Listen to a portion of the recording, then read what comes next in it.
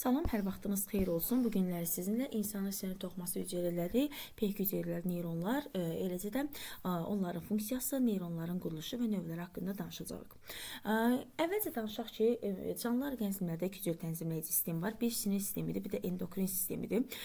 Sinir sistemi demək heyvanlarda olduğu halda, sinir sistemi heyvanlarda olduğu halda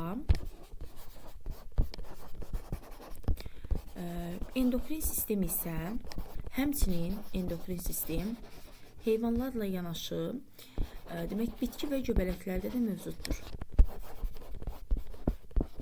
Göbələklərdə də mövcuddur.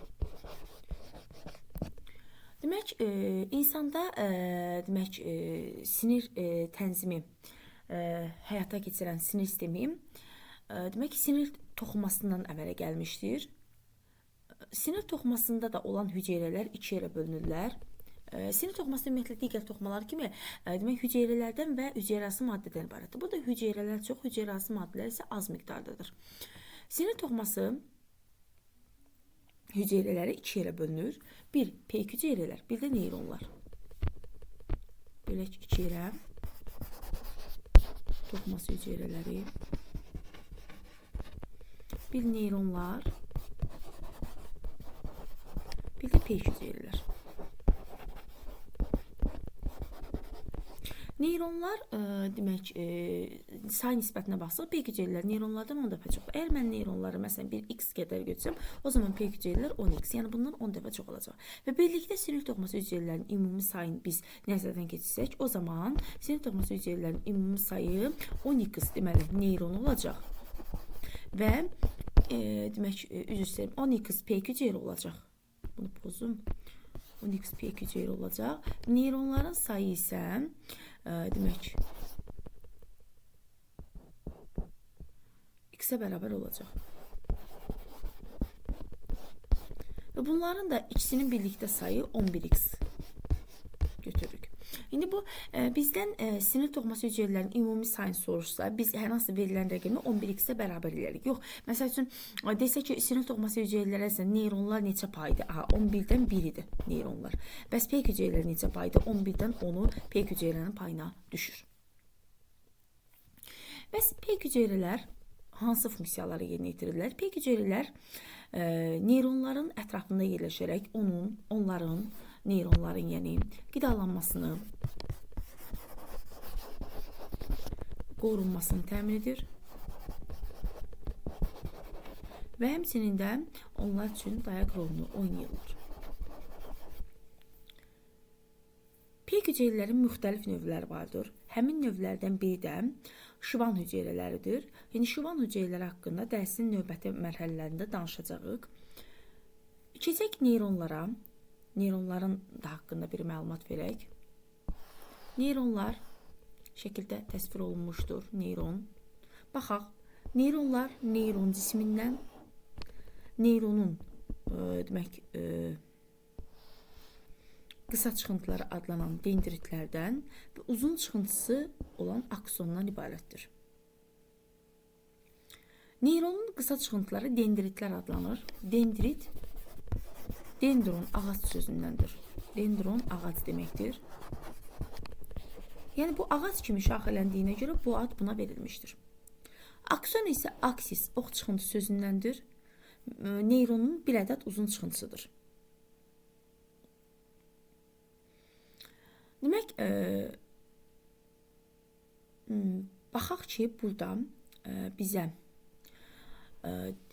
neyron cismində, yəni neyronun cismində o da bir hüceyrədir və həmin hüceyrənin hansı hissələri verilmişdir. Hər bir hüceyrə kimi burada da bu hissədə işarəliyim. Bax, bu hissələrdə neyronun membranı vardır. Neyron hüceyrəsinin, yəni sinir hüceyrəsinin membranı vardır. Həmçinin digər hüceyrələrdə olduğu kimi neyronda da sitoplazma vardır, nüvə vardır və digər orqanoidlər vardır. Bəs baxaq, orqanoidlər haqqında bizdə hansı məlumatlar var? Neyron cisimlərində olan orqanoidlər içərisində mitoxondri üstünlük təşkil edir. Nəyə görə mitoxondri çoxdur? Çünki neyronlar ATP xərcləyirlər bol miqdarda. Çünki daim impulslar ötürülür, daim hüceyrə fəaliyyət göstərir. Ona görə bu hüceyrələr çoxlu miqdarda ATP xərcləyirlər. Ona görə də mitoxondrisi boldur. Eləcə də impulsun ötürülməsi bioloji fəal maddələrlə həyata keçirilir ki, həmin bioloji fəal maddələr zülal təbiətli maddələrdir. Deməli, bu hüceyrələrdə bol miqdarda zülal olmalıdır. Bol miqdarda zülal olması üçün də ribosoma ehtiyaclar vardır. Yəni, bol ribosom olmalıdır ki, bol zülal sintez olunsun. Sonra, burada bundan başqa nüvə var, digər orqanoidlər kimi, digər hüceyrələr kimi. Nüvədə də irsi materiallar var. Neyronlar sentriollardan məhrumdurlar. Yəni, sentriolları yoxdur. Sentriollar yoxdur və bunlar ona görə sentriola malik deyirlər ki, bunlar bölünmürlər. Bölünərək çoxalmırlar. Yəni, neyronlarda say artımı baş vermir. Sadəcə beyində hipokampus deyilən bir yer var ki, bir bölmə var ki, həmin hipokampusda olan neyronlar bölünə bilirlər. Həmin hipokampusda yaddaşa cavabdeh mərkəzdir, yəni öyrənməyə, yaddaşa cavabdeh olan mərkəzdir. Həmin mərkəzdə hüceyrələr bölünə bilirlər. Qalan hissələrdə isə neyronlarda bölünmə baş vermir. İndi bu neyronun cismi haqqında danışdığımız, indi gəlin neyronun qısa çıxıntıları və uzun çıxıntısı haqqında da danışaq. Neyronun qısa çıxıntıları gördüyümüz kimi çoxlu miqdardadır və şaxələnirlər. Amma eləcə də neyronda uzun çıxıntı da görürük. Uzun çıxıntı bir ədəddir, şaxələnməyən çıxıntıdır. Bu hissədə demək neyronun uzun çıxıntısı olan aksonun ucları yerləşir. Akson ucları yerləşir burada. Və biz baxaq ki, burada belə bir boğumlanma görürük. Boğumlanmalar görürük. Bax, bu hissələrdə boğumlanmalar görürük. Bu boğumlara Ranier boğumları deyilir. Ranier boğumları. Ranier boğumlarını əmələ gətirən yəni sinirin aksonlarının üzərində olan şivan hüceyrələrdir. Hansı ki, həmin şivan hüceyrələri peyk hüceyrələrinin bir növüdür. Peyk hüceyrələr aksonlar üzərində ağ rəngli, yağa bənzər miyelin qlafı ilə örtülü sahələr əmələ gətirir.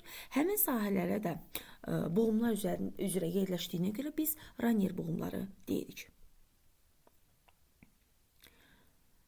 Bəs bu boğumların əhəmiyyəti nədir? Ümumiyyətlə, miyelin qlafının əhəmiyyəti nədir? İndi biz burada aksonu bu şəkildə belə indi mavi rəngdə görünüb, amma əslində ağ rəngdə biz deyirik də, yəni burada fərqləndirmək üçün mavi rəngdə verib. Ağ rəngli miyelin qlafı ilə örtülüdür. Amma heç də bütün aksonların üzəri həmişə miyelin qlafı ilə örtülü olmur. Yəni miyelinsiz aksonlar da var. Miyelinsiz aksonlar. Məsələn, indi mən burada bir akson göstərim. Biri miyelinlidir, digəri isə miyelinsizdir. Məsələn, burada iki də akson var. Buradakı akson gördüyümüz kimi burada boğumlara malikdir, miyelinlidir. Digəri isə boğumsuzdur. Yəni, miyelin qlafı yoxdur burada. Bəs miyelin qlafının olması aksona nə qazandırır? Miyelin qlafının olması aksonda impulsların daha sürətli ötürülməsini təmin edir. Baxaq, görürük ki, miyelinsiz aksonda impuls çox kiçik sürətlə ötürülür. Amma miyelinli olanda impulslar daha sürətli şəkildə ötürülür. Bəs səbəb nədir?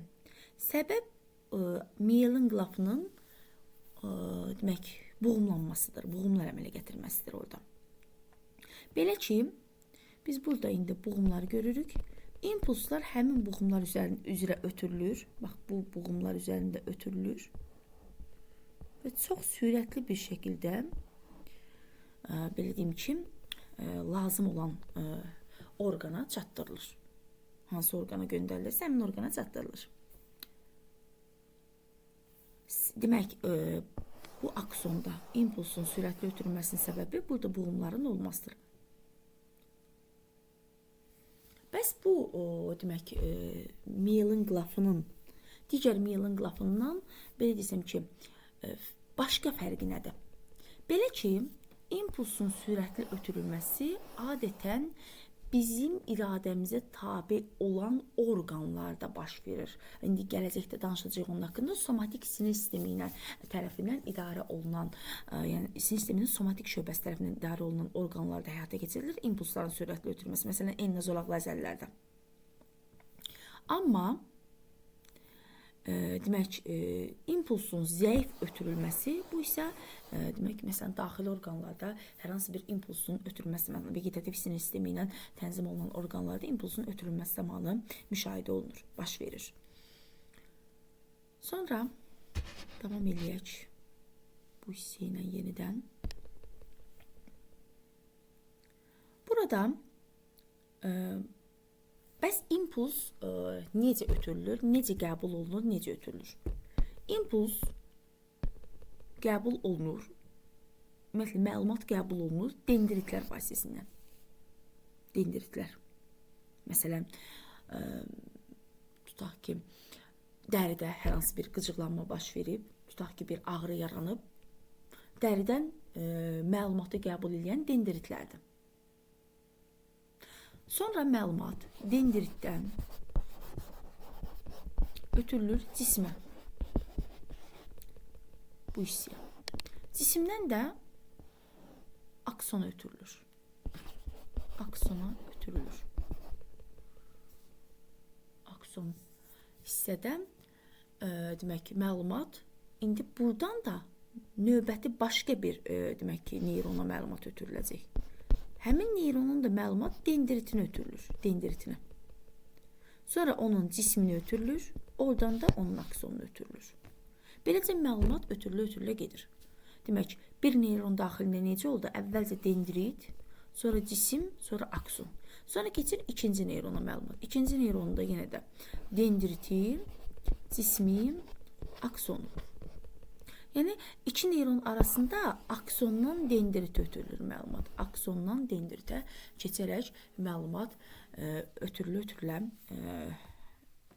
lazımı orqana və yaxud da ki, beyinə çatdırılır. Sonra bu neyronların təmasda olduğu yer var. Dedik ki, məsələn, birincinin aksonundan məlumat, ikincisinin növbəti neyronun dendritinə ötürülür. Bunların təmasda olduğu bu hissəyə, bax bu hissəyə sinapslar deyirlər. Sinaps. Sinaps, sinapsis sözündəndir. Mənası rabitə deməkdir. Yəni, rabitə əmələ gəlir iki dənə neyronun arasında. Sonra, burada son olaraq onu da qeyd edim ki, bizim gördüyümüz bu miyelin qılafı ancaq akson üzərindədir. Neyronun qısa çıxıntılarında və cisimlərdə, yəni boz maddə olur. Yəni orada ağ maddə olmur. Deməli, neyron cisimləri, cismi və qısa çıxıntı, yəni dendritlər. Boz maddədən ibarətdir. Lakin uzun çıxıntı boz maddədən də ibarət ola bilər. Miyelinli də ola bilər. Yəni, aksonların miyelinlisi də olur, miyelinsizi də olur. Keçək növbəti hissə haqqında danışaq. Demək, neyronlar dediyimiz kimi doğulduqdan sonra çoxalmırlar və lakin periferik sinir demək ki, hissələri, periferik hissləri regenerasiya yolu ilə bərpa olunur.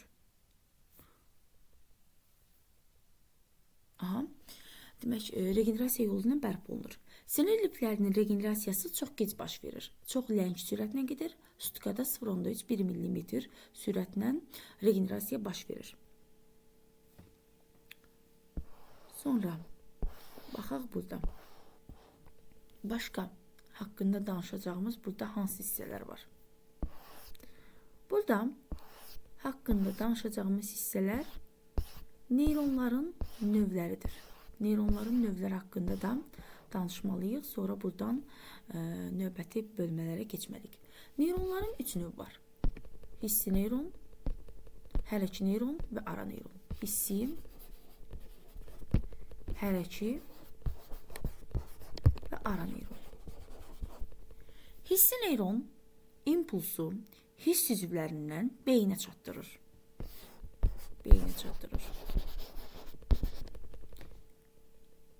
Beyində ara neyrondur. Yəni ara neyron beyində olur, mərkəzi sinir sistemində olur, mərkəzi sinir sistemindən kənara çıxmır. Və hərəki neyronda məlumatı beyindən işçi orqana çatdırır. İşçi orqanda hər hansı bir əzələ də ola bilər və yaxud da ki, daxili orqanda ola bilər.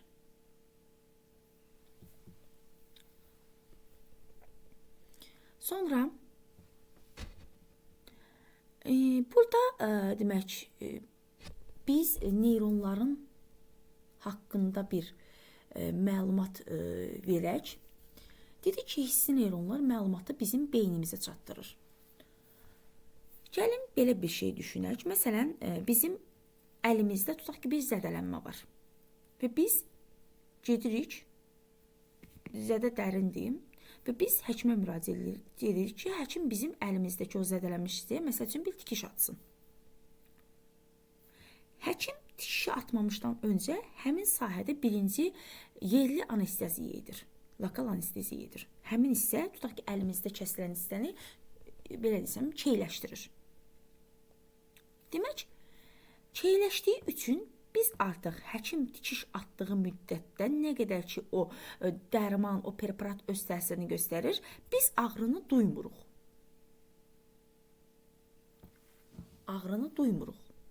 Yəni, nə deməkdir bu? Bu o deməkdir ki, bizim hissi neyronlarımız beynimizə məlumatı ötürmür. Hissi neyron fəaliyyət göstərmir. Yəni, necə ötürməliydi? Hissi ötürməliydi. Demək, hissi ötürməliydi. Ara neyrona, ara neyronda ötürməliydi, hərəki neyrona. Bu ardıcılıqla getməliydi məlumatlar. İndi baxaq, hissi məlumatı ötürmür. Yəni, bu hissiyə keçmir. Amma məsələn, həkim bizə deyir ki, tutaq ki, hər hansı bir səbəbdən həkim bizə deyir ki, əlinizi tərpədin. Əlimizi tərpədiriksə, deməli, bizim ara neyronuna, yəni mərkəzi sinir sistemindən məlumatı gətirən hərəki neyronumuz fəaliyyət göstərir. Və eləcə də hərəki neyronuna da tapşırığı verən kim idi? Ara neyronu idi. Deməli, ara neyron da fəaliyyət göstərir. Demək, ara neyronun, hərəki neyron fəaliyyət göstərir. Ara neyron beyində qərar verir bizim əlimizi tərpətməyimiz haqqında. O məlumatı gətirir hərəki neyron işçi orqana və əzələlərimiz, məsələn, barmağı bükülən əzələlərdə tutaq ki, yığılır və biz əllərimizi bükürük. Lakin ağrını duymuruq. İndi başqa bir hala baxaq. Nəzərdən keçirək indi burada. Tutaq ki, bizim indi ara neyronumuzun vəziyyətini düşünək. Ara neyron. Bir dəqiqə.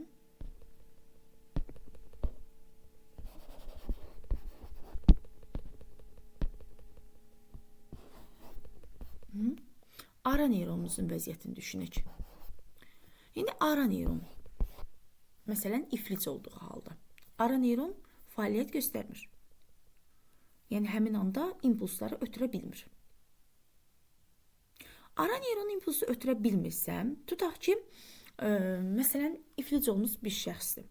İflic olub, onun sinir hüceyrəsində ara neyron fəaliyyət göstərmir. Sinir hüceyrəsinin, yəni neyronun, ara neyronu növü fəaliyyət göstərmir. Ara neyron fəaliyyət göstərmirsə, tutaq ki, həmin adamı biz yoxlamaq üçün tutaq ki, əlinə bir iynə batırırıq. İynəni duyur, hissi neyron fəaliyyət göstərir. Ağrını duyur. Amma məlumat ara neyrona keçməliydi axı. Ara neyrona keçir əslində, amma ara neyron özü məlumatı daha hərəki tərəfə ötürə bilmir. Hərəki tərəfə ötürə bilmədiyinə görə hərəki də fəaliyyət göstərə bilmir. Və nəticədə həmin adam iynə batan yerdən, tutaq ki, o, belə deyim də, əlini və yaxud da ayağıdırsa, hər hansı orqanıdırsa, onu çəkə bilmir, uzaqlaşdıra bilmir. Çünki ara neyron uzaqlaşmaq barədə, əzələnin bükülməsi barədə hərəkiyə bir tapşırıq verə bilmir o səbəbdən. İndi gəlin, başqa bir hala da baxaq. Məsələn, bu zaman deyək ki, elə bir misal deyək ki, orada hələki neyron məsələn fəaliyyət göstərə bilməsin və yaxud da ki, hələki neyronun blokadası baş versin.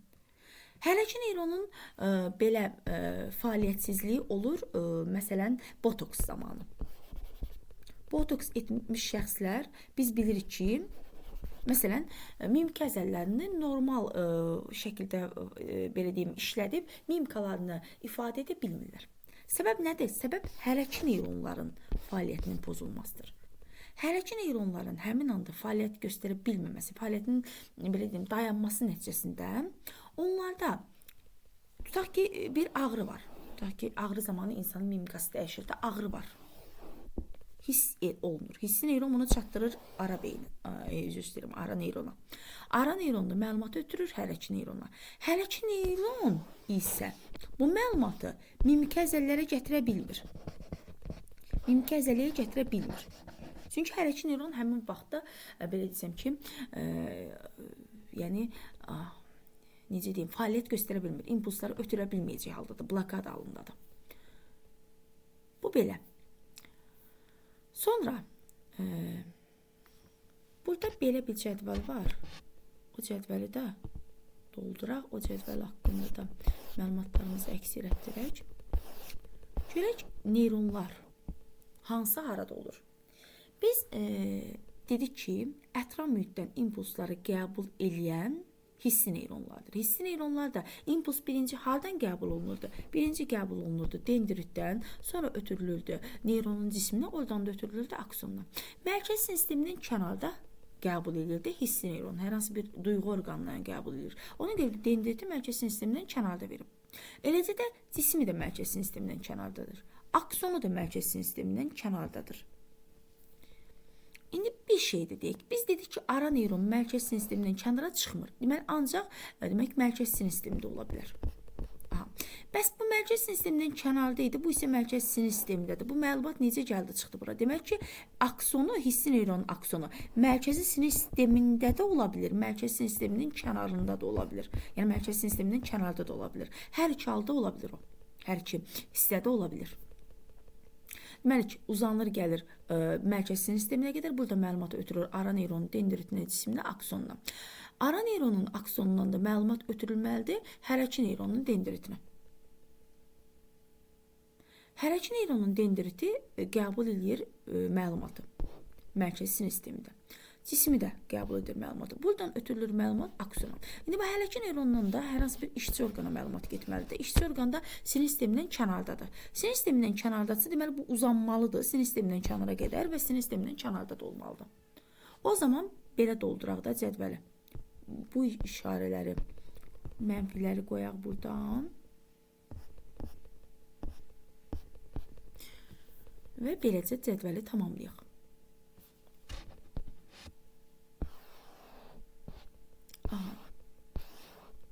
Burada indi bu qədər danışdıq. İndi neyronlar haqqında məlumat verdik. İnşallah növbəti dərslərimizdə sinir sisteminin digər bölmələri haqqında da məlumat yerləşdirəcəm kanalda.